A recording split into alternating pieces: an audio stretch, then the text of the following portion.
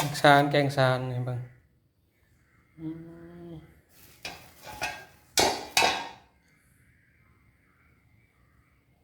อาหารบ้านๆเฮานี่เพื่อสิได้กินนี่ก็บ่ได้ง่ายได้ใช้เวลาเป็นมัดมื้อนี่ไปหานี่เพราะว่าชานี่มันจะเกิดอยู่ตาม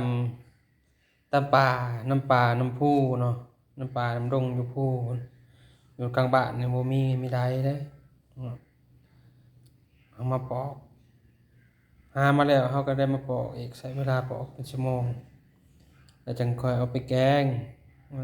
หน้าตามาแบบนี้บางคนมักออมก็ออมบางคน พอจะตักให้เบิ่งบางคนมักออมก็ออมใส่ข้าวเบื่อเด้อเฮาใส่ผักใส่มะเขือใส่อันน่ะออมใส่ไก่บ่ใส่ยะนางใส่ข้าวเบื่อออมน้ำสีเขียวล้วนๆอันนี้แม่นแกงอันนี้แกงแบบสดๆแกงแบบเสิร์ฟแจ่วเสิร์ฟเกลือเลยก็แล้วโดนะมีเสิร์ฟบ่หลาย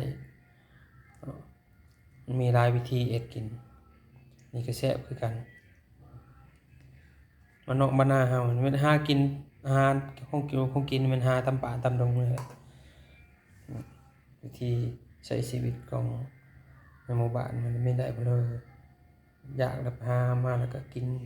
หามาแต่ละมื้อหาเช้ากินค่ำหาเอาตามป่าตามดงมีแต่ยอดงามๆใหญ่ๆโอ้ยแซ่บๆ